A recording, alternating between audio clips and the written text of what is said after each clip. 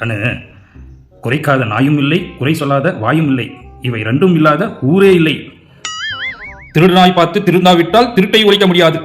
வீட்டில் தம்மு தும்முன்னு சொல்லிட்டு பொண்டாட்டி வந்து உதைக்கணும், 4-5 பொண்டாட்டி வந்து கட்டிக்கணும். ஆனால் வெளியில் வந்துட்டு நம்ம பெண்ணியம் பேசணும், ஃபெமினிஸ்டாக இருக்கணும். அவன் அறிவாளி. மேடைகளில் நம்ம வந்து ஜாதி இல்லைன்னு சொல்லணும், ஆனால் நம்ம பொண்ணுங்க நம்ம பசங்களுக்கு வந்து ஜாதியை பார்த்து கல்யாணம் பண்ணணும். அவன் அறிவாளி. நம்மளுக்கு மதம் இல்லைன்னு சொல்லணும், ஆனால் நம்ம என்ன பண்ணணும்னா இந்துவாதியை மட்டும் நம்ம வந்து மதவாதின்னு சொல்லி சித்தரிக்கணும்.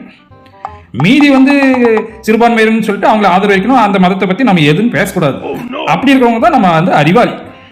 இருக்கிறதே இவ்வளோதாங்க கொள்கை. இந்த கொள்கையில் நம்ம வாழ்கிறோம்னு சொல்லிட்டு நம்ம ஊரை ஏமாற்றணும். நம்ம வந்து கழகத்துக்கு வந்துட்டு ஏதாவது ஒன்று பிரச்சனைனா நம்ம கொஞ்சம் முட்டு கொடுக்கணும். இதெல்லாம் செய்கிறவன் தான் வந்து அறிவாளி.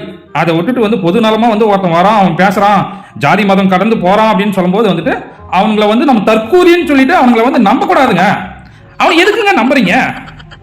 என்ன கொள்கை இருக்குது? நான் உங்களை தான் தப்பாக சொல்லுவேன். நடிகர்களாக பாருங்க. எங்களுக்கெல்லாம் அவ்வளோ மூளைலாம் இல்லை. நாங்கள் சொல்கிறது எல்லாத்தையும் நீங்கள் வந்து அப்படியே எடுத்துக்கணும்னு அவசியம் இல்லை.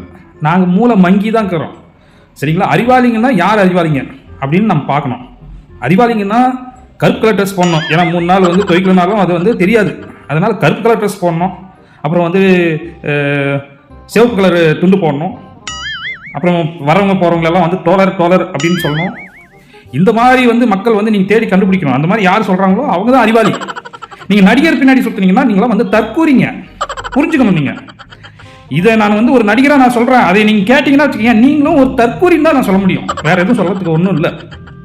இதுக்கு மேலேயும் உங்களுக்கு திட்டம் இல்லைன்னா என்னால் ஒன்றும் சொல்ல முடியாது.